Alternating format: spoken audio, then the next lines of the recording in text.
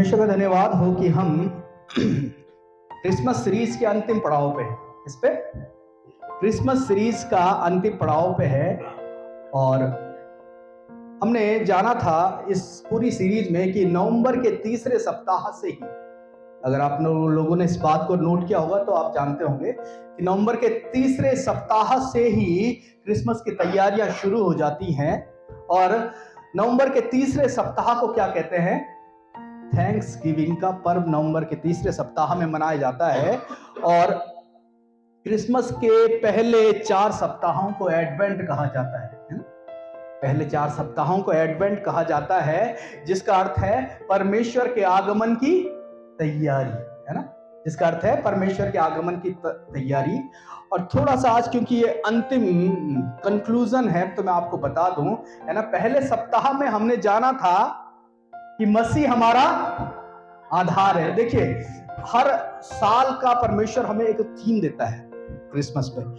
इस 2 साल पहले परमेश्वर ने हमें एक थीम दिया कि जिसके जीवन में परमेश्वर का अनुग्रह हुआ है, उसके जीवन में आनंद होती है, जय होती है और परमेश्वर उसके साथ रहता है। और इसी पे हमने पूरा चर्चा किया था पूरे क्रिसमस सीरीज का। पिछले साल हमें परमेश्वर ने अनुग्रह दिया इस बात का कि जिसके जीवन में मसीह है, उसके जीवन में आनंद नहीं बल्कि अति आनंद है ना? इस बारे में हमने चर्चा की थी। और इस साल हमें परमेश्वर ने कहा कि परमेश्वर हमारे जीवन का क्या है? आधार है। और इसी बात पे हमने चर्चा की थी। और हमने पहले सप्ताह में चर्चा की कि मसीह हमारा क्या है? आधार है। और उस आधार को उसने अपने लहू की छाप से क्या किया है? सर्टिफाई किया है। हालेलुया! अपने लहू की छाप से सर्टिफाई किया है। हमारी पहचान मसीह है, हमारा नाम मसीह है और उसको छोड़ कोई दूसरी नेव नहीं है, है ना? मसीह में आधार होना हमारे सियोन देश की नागरिकता को हमें दिलाता है। हालेलुया! देखिए, मैं आप परमेश्वर अभी प्रार्थना में एक बात कह रहा था कि पौलुस कहता है कि ये पृथ्वी पर हमारा डेरा सरीखा घर क्या होगा? एक दिन गिराया जाएगा, है ना? हमारी नागरिकता कहाँ की है? उस सियोन देश की है, जहां से आदम और हवा को निकाल दिया गया था। परमेश्वर हमें पुनर्स्थापित वहां करना चाहता है और जिसका आधार मसीह है, उसका सियोन देश की नागरिकता क्या है? कंफर्म है। उसकी सियोन देश की नागरिकता कंफर्म है। ये हमने सबसे पहले सप्ताह में, मेरी घड़ी में आज तक यही लिखा है, देखो, मसीह मेरा आधार। और मैं इस वॉलपेपर को चेंज ही नहीं करता हूं, मेरा मन ही नहीं करता इसको चेंज करो। ये 4 तारीख को हमने इस बारे में बात की थी। और दूसरे सप्ताह में, अगर आपको याद होगा, तो हमने पूरे क्रिसमस के घटनाक्रम को सारांश में देख लिया था, है ना? और मैंने आपसे कहा था कि ये जो घटनाएं हुई हैं, इन घटनाओं के जिक्र में आपसे आज तो एक वृत्तांत के रूप में बता रहा हूं, क्रमवार आपको बताया जा रहा है। लेकिन इसके बाद में हम आपसे खुलासे करते रहेंगे इस बारे में, धीरे धीरे आपसे खुलासा करते रहेंगे। और हमारे जितने भी क्रिसमस के मैसेजेस हुए, आपने एक चीज पे गौर किया होगा, वो पूरे आधार वो सारे के सारे कहीं ना कहीं मसीह के आधार पे टिके थे, है ना? जितने हमने आगे क्रिसमस के सप्ताहों में चर्चा की, है ना? इंसान, अगले सप्ताह में हमने चर्चा की कि इंसान उस सियोन देश की नागरिकता को पाने के लिए अलग अलग रास्तों को अपनाने की सोचता है और अलग अलग तरीके से सोचता है कि अगर मैं परमेश्वर को इस रीति से प्रसन्न कर लूंगा तो क्या होगा? परमेश्वर मुझसे प्रसन्न हो जाएगा और उस जगह को मैं प्राप्त कर लूंगा, उस उद्धार को मैं प्राप्त कर लूंगा। लेकिन इंसान की सारी कोशिशें नाकाम हो जाती हैं। इंसान की सारी कोशिशें नाकाम हो गई तो परमेश्वर को स्वयं देह धारण करके आना पड़ा और अनुग्रह और सच्चाई से हमारे बीच में क्या किया? डेरा किया। उसने देह धारण किया और अनुग्रह और सच्चाई से हमारे बीच में डेरा किया। लेकिन ये अधिकार दिलाने का सफर इतना आसान नहीं था। अधिकार दिलाने का सफर इतना आसान नहीं था। उसके लिए हमने बात की थी कि उसके लिए एक शर्त थी कि प्रजापति को स्वयं क्या होना पड़ेगा? कुर्बान होना पड़ेगा, है ना? जब यीशु अपना बलिदान देगा तब हमें हमारे पापों से मुक्ति मिलेगी। और उसने अपना बलिदान दिया और हमें अपना बलिदान उसे क्रूस पे दे दिया ताकि हमें वो सियोन देश की नागरिकता क्या हो? मिल सके, है ना? और यीशु ने हर एक शर्त को, हर एक प्रतिबंध को पूरा किया कि वो हमें उस अधिकार को दे सके, और इस बात पे हमने क्रिसमस के दिन चर्चा की थी, और अगले दिन हमने चर्चा की, उसके पश्चात हमने जाना कि परमेश्वर अपने काम को बड़े जिम्मेदारी के साथ करता है। परमेश्वर अपने काम को बड़े जिम्मेदारी के साथ करता है और बड़े सुनियोजित ढंग से करता है ना। उसकी एक निश्चित योजना रहती है। उसकी मंशा यह है कि हर एक वैलिड व्यक्ति को यह आधार मिल सके, है ना। अब ऐसा तो नहीं कि बांग्लादेशी को इंडिया का आधार मिल सके। आजकल दोबारा से आधार का क्या होने लग गया, दोबारा से आपको अपना आधार चेक कराना पड़ेगा। 10 साल अगर आपको हो गए तो आपको दोबारा से आधार चेक कराना पड़ता है ना। ये नया नियम निकला है कुछ।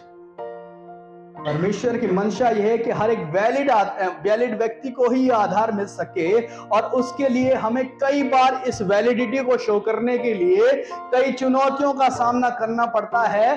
ताकि ये इसलिए होता है ताकि हमारे परखे जाने के द्वारा क्या हो, धीरज उत्पन्न हो जाए और हम पूरे सिद्ध हो जाए कि हम वैलिड है कि नहीं है।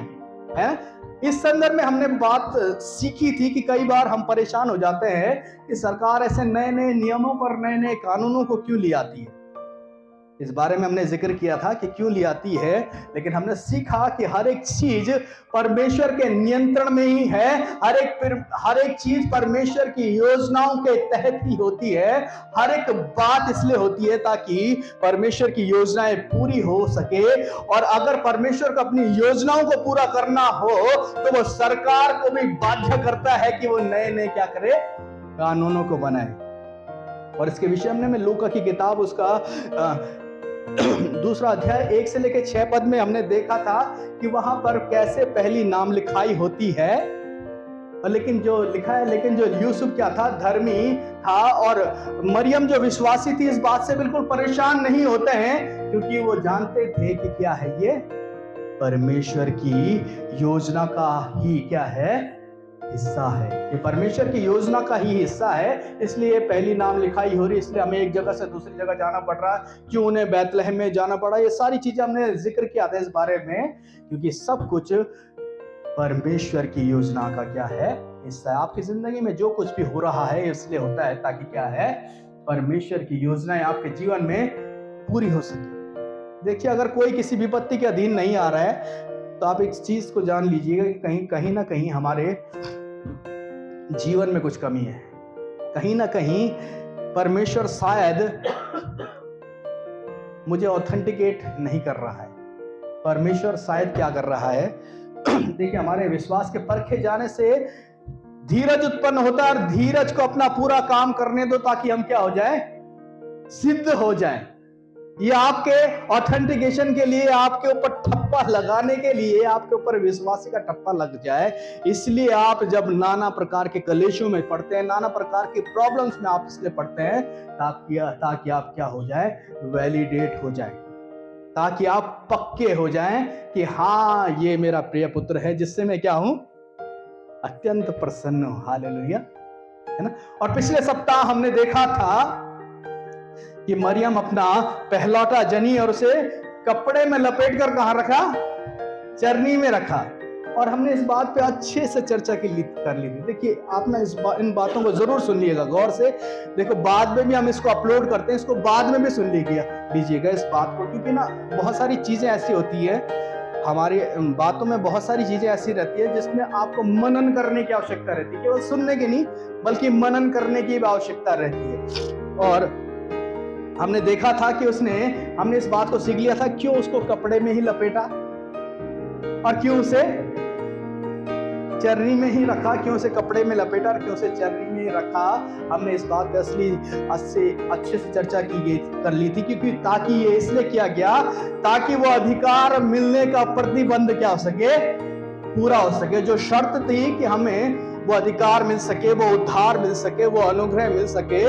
उद्धार से अनुग्रह तक का एक हमने बातचीत किया था कि ये मसीह का जन्म अनुग्रह से उद्धार तक का सफर है ना।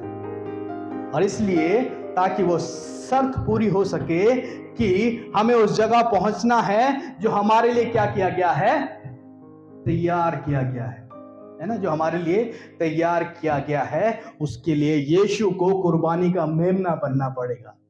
उसके लिए क्या है, उसको मेमना बनना पड़ेगा, और वह अनुग्रह और सच्चाई से परिपूर्ण होकर उद्धार देने के लिए हमारे बीच में आया था। हालेलुया। अनुग्रह और सच्चाई से परिपूर्ण होकर उद्धार देने के लिए यीशु हमारे बीच में आया था। तो परमेश्वर का धन्यवाद। अब आइए इस बात की प्रमाणिकता को कि यीशु किस लिए हमारे जीवन में आया, इस बात की आज अंतिम चीज जो उस घटनाक्रम में हुई थी उसका जिक्र हम पढ़ लेंगे। आप निकाल देंगे लूका की किताब और मत्ती की किताब, उसका 2 अध्याय, पहले 1 पद पढ़ लीजिएगा। मत्ती की किताब उसका 2 अध्याय 1 से लेके 4 पद पढ़ लीजिएगा, और फिर 11वां पद पढ़ लीजिएगा।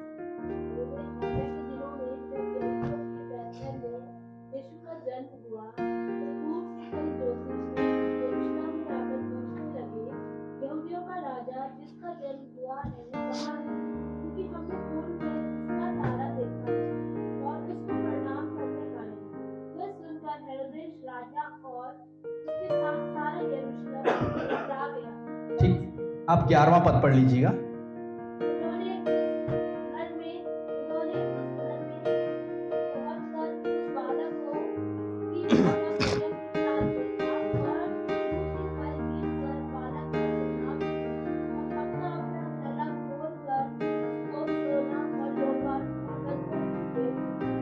ठीक है, परमेश्वर का धन्यवाद हो। आज हमारा जो विशेष वो है इन 3 भेंटों के ऊपर है। देखिए, गडरियों के बाद पहले गडरिये आते हैं। देखिए, क्रमवार हमने हर एक चीज को देखा। पहले फरिश्ता आया, फिर हर एक चीज को हमने सुन लिया, और क्रमवार अलग अलग सुसमाचारों से हमने इस बात को जान लिया। पहले गडरिये आते हैं, और अब 3 ज्योतिषी आए हैं उसको देखने के लिए। और देखने के लिए क्या आए हैं कि जो यहूदियों का राजा है उसका जन्म कहाँ हुआ है, वो कौन है, ताकि हमको क्या कर सके, उसको दंडवत कर सके, उसको प्रणाम कर सके। आपको बताऊं, ये लोग बेवकूफ लोग नहीं है, ये क्या है, बुद्धिमान लोग हैं। क्या है ये, बुद्धिमान लोग हैं, है ना। देखिए, आप जितने यहां पे आए हैं परमेश्वर यीशु को दंडवत करने के लिए, आप बेवकूफ नहीं है, आप बुद्धिमान लोग हैं। हालेलुया। जितने भी इस नियत के साथ हम यहाँ पे आए हैं कि हम आज आए हैं ताकि उसको सजदा कर सके, उसको दंडवत कर सके, आप बुद्धिमान हैं, आप परमेश्वर के याजक हैं, है ना। और ये तीनों ज्योतिषी आए और साथ में अपनी भेंटे भी लाए। गाना गाते ना, तीनों ज्योतिषी आए, साथ में अपनी भेंटे भी लाए, है ना। आज इन भेंटों पे हम चर्चा करेंगे। देखिए, 3 चीजें लेके आए। पहला क्या लेके आए, सोना, दूसरा लोबान, और तीसरा गंधरस या मुर बोलते हैं ना, मुरिया गंधरस, है ना। ये 3 चीजें लाए। अब आप सोचिए, जब कोई बच्चा पैदा होता है तो लोग उसको क्या देते हैं, लोग उसे कपड़े देते हैं। सबसे पहले कपड़े देते हैं, जॉनसन बेबी का गिफ्ट हैम्पर देते हैं जिसमें पाउडर सब लगा रहता है? या तो टोपी देते हैं, मोजे देते हैं, या छतरी देते हो मच्छर वाली जिसमें मच्छर न लगे, या राय का तकिया देते हैं, है ना। बहुत सारी चीजें देते हैं, लेकिन ऐसा गिफ्ट कौन देगा छोटे बच्चे को। एक बच्चे को सोने से क्या काम, एक बच्चे को लोबान से क्या लेना देना, एक बच्चे को मुर से या गंधरस से क्या कनेक्शन, उसका कोई कनेक्शन नहीं। लेकिन आज हम इसी बातों को जानेंगे कि यीशु का इन 3 गिफ्ट से क्या कनेक्शन था। देखिए, मैं आपको वो घिसी-पिटी बातें नहीं बताऊंगा कि यीशु ईश्वर था इसलिए सोना दिया, ईश्वरत्व को दिखाता है, ये चीजें मैं आपको नहीं बताऊंगा, क्योंकि ये चीजें आपको जान चुके हैं। आपको कुछ और बातें बताई जाएंगे कि सोना, देखिए पहला गिफ्ट था सोना, और सोना क्यों दिया गया, इसका जवाब आपको राजाओं की किताब में मिलेगा। हमने पुराने नियम की एक बहुत अच्छे सीरीज अच्छे से शुरू की थी और अच्छे से चल भी रही थी, और इसलिए थी ताकि हम पुराने नियम में मसीह को देख सके, है ना। और आपने उसमें देखा होगा कि उसका जवाब आपको मिलेगा राजाओं की किताब, उसका 6वां अध्याय है ना। और अगर आप 20वां पद में पढ़ेंगे, अभी पढ़ने का टाइम नहीं, आप घर जाके पढ़िएगा इसको, है ना।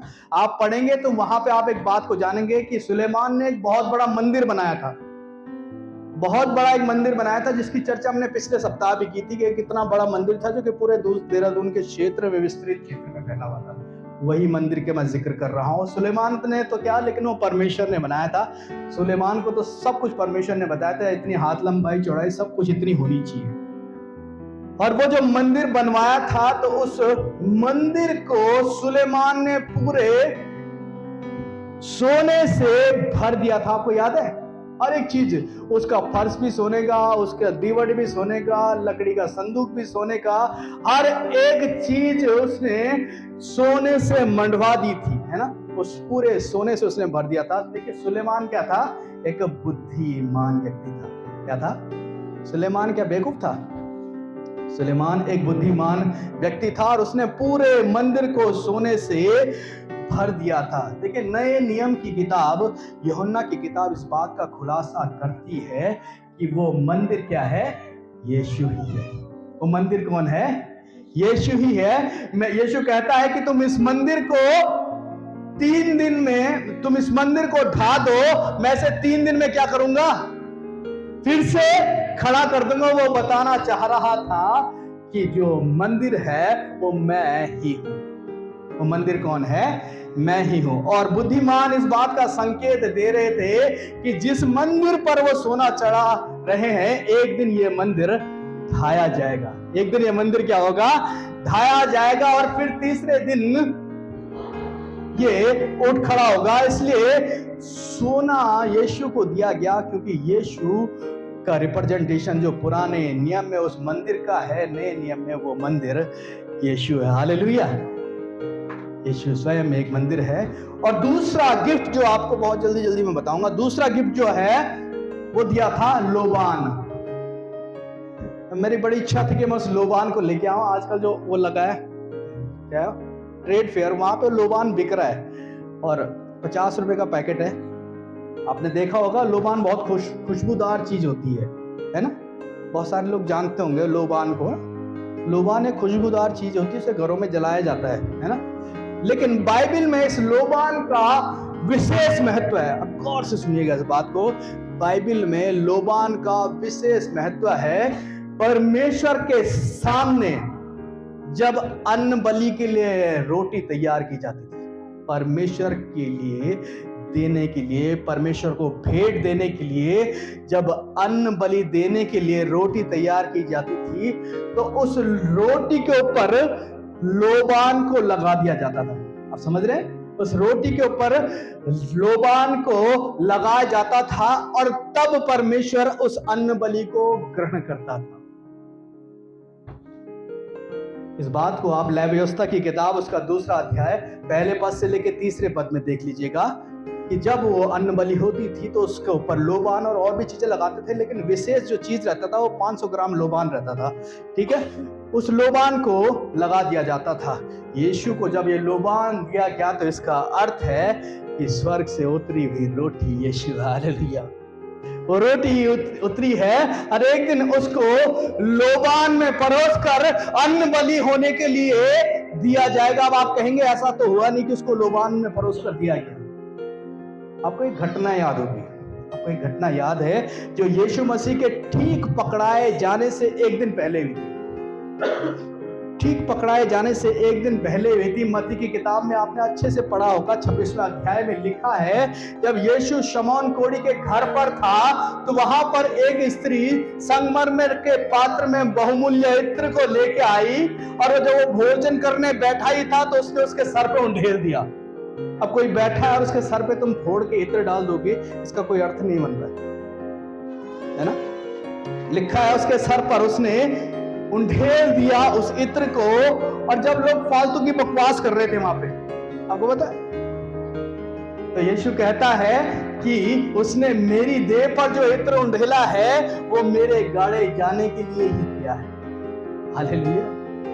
आप पढ़ लीजिए इस बात को, मत्ती का 26वां अध्याय उसका 6 से लेकर 13 पद अगर आप पढ़ लेंगे तो आपको अच्छे से समझ में आ जाएगा। माइक पढ़ना।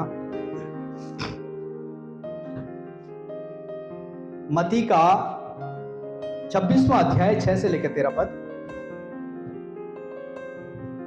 जब यीशु बैतनिय्याह में शिमोन कोढ़ी के घर में था, तब एक स्त्री संगमरमर के पात्र में बहुमूल्य इत्र लेकर उसके पास आई, और जब वह भोजन करने बैठा था तो उसके सिर पर उधेड़ दिया।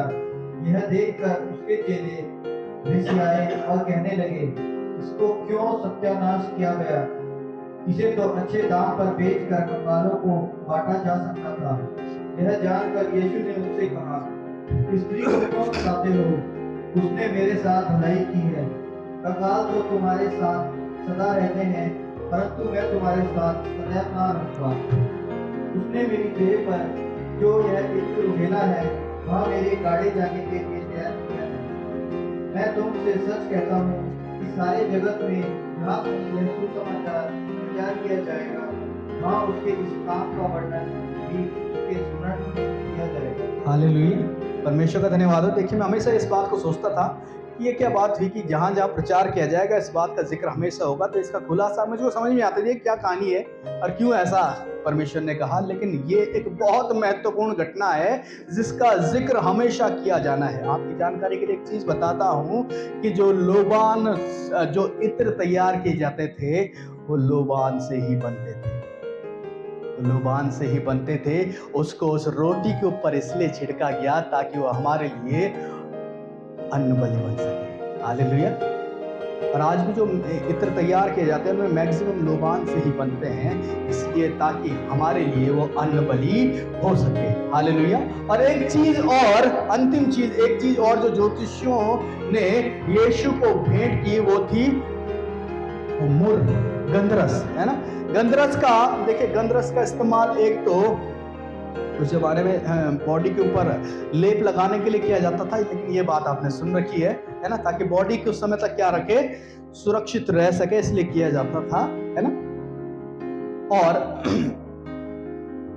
लेकिन मैं आपको जो विशेष बात बताना चाहता हूं वो है गंधरस को इसलिए इस्तेमाल किया गया था उस समय कि अगर आप निर्गमन की किताब पढ़ेंगे उसके 30वें अध्याय में इस बात का जिक्र किया गया है कि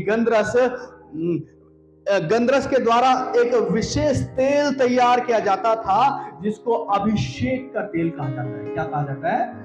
अभिषेक का तेल कहा जाता है। और उसे मिलाप वाले तंबू, साक्षी पत्र के संदूक, धूप वेदी, होम वेदी और अन्य वस्तुओं पर डालकर उसका अभिषेक किया जाता था। देखिए बहुत गहरी बातें है ना। इन सब का अभिषेक किया जाता था उस गंधरस से बनाए हुए तेल से। और जो कोई इस अभिषेक की सामग्री को छूता था, आप पढ़ लीजिएगा निर्गमन की किताब के 3 अध्याय इस बात का जिक्र है, जो कोई इस अभिषेक की सामग्री को छूता था, इस अभिषेक के तेल को छूता था, वह भी पवित्र हो जाता था। लिखा है अगर कोई इसको छू ले तो वो भी पवित्र हो जाए। देखिए यीशु को ये गंधरस इसलिए भेंट किया गया ताकि जो कोई इसको छुए उसमें कोई अपराध न रहे। हालेलुया, उसमें कोई अपराध न रहे और वो पवित्र हो जाए, है ना। देखिए यीशु मेरा मिलाप वाला तंबू है। मैं हमेशा इस बात को घोषणा करता हूं अपने जीवन में कि यीशु क्या है, मेरा मिलाप वाला तंबू है जिसका अभिषेक इसलिए किया गया था कि मैं चाहे कैसा भी हूं लेकिन मुझे रिहाई मिल सके, मुझे आजादी मिल सके, है ना, मुझे रिहाई मिल सके, है ना। वो हमारी जिंदगी में इसलिए आया ताकि वो अभिषेक हमारी लाइफ में उतर सके। हालेलुया, वो अभिषेक हमारी लाइफ में उतर सके, है ना, वो अभिषेक हमारी जिंदगी में बढ़ सके और हमें आज उसकी पहचान में आगे बढ़ना है। देखिए हम मसीह की पहचान में आगे बढ़े, हम मसीह के नाम में आगे बढ़े। मेरा विशेष संदेश यही है कि हम मसीह की पहचान में आगे बढ़े, मसीह के नाम में आगे बढ़े। वो गया और ये कह के गया कि मैं तुम्हारे लिए जगह तैयार करने जाता हूं ताकि जहां मैं रहूं वहां तुम भी रहो, है ना। एक मसीह में मेरा कर्तव्य ये है कि मैं उस कीमत को पहचानूं जो मेरे लिए चुकाई गई है। है ना, उस कीमत को पहचानूं जो मेरे लिए चुकाई गई है। मसीह ने हमारा आधार ऑथेंटिकेट किया है अपने लहू की छाप के द्वारा, है ना। उसके लहू की छाप मेरे आधार पे लगी है। देखिए, मैं कल एक लाश को जाते हुए देख रहा था और मैं सोच रहा था कि इसने अपना जिंदगी का कितना समय यहाँ पे गुजारा होगा। 60 साल, 70 साल, 80 साल, 90 साल, कुछ भी नहीं, 100 साल गुजार दिया होगा ज्यादा से ज्यादा, है ना। लेकिन उसके बाद तो उसको ऐसी एक जगह जाना है जहां कभी की मौत नहीं है, जहां हमेशा की जिंदगी है। चाहे वो कैसा भी हो, चाहे वो किसी भी स्थान में जाए, लेकिन उसकी जिंदगी कभी खत्म नहीं होने। उसकी आत्मा, देखिए आप कहीं भी सुन लीजिएगा, आत्मा कभी नहीं मरेगी इंसान की, क्योंकि उसमें जीवन का श्वास परमेश्वर ने फूंका है, और जो परमेश्वर के श्वास से जो चीज बनी है वो कभी नहीं मर सकती, वो हमेशा रहेगी, है ना। तो क्यों ना हम अपनी नागरिकता को ऑथेंटिकेट करें, है ना। क्यों ना हम इस बारे में चर्चा करें, क्यों ना हम इस बात को संजीदगी से लें कि मसीह ने मेरे लिए क्या किया है ना। मसीह ने क्या क्या किया। देखिए, हर एक प्रतिबंध को, हर एक कंडीशन को, हर एक जो भी कंडीशन थी, हर एक छोटी से छोटी कंडीशन को यीशु ने पूरा किया है। हर एक बात को किसके लिए? हमारे लिए पूरा किया ना। किसके लिए पूरा किया? हम सब के लिए, ताकि हम क्या रहें, आगे से पुरानी पहचान में न रहें, आगे से पुराने नाम में न रहें, बल्कि हमें एक आधार दिया कि आज से हमारा नाम ये है। हमारे आधार में, जैसे सागर कह रहा था, मुझे अपने आधार में करेक्शन करवाना है, उसने क्या करवाया? हमारे आधार में करेक्शन करके हमें नया आधार, नई पहचान दी, है ना। हालेलुया। सो परमेश्वर का धन्यवाद हो। इस पहचान में बढ़ते जाइए, इस नाम में बढ़ते जाइए। हालेलुया। हम सब खड़े हो जाइए।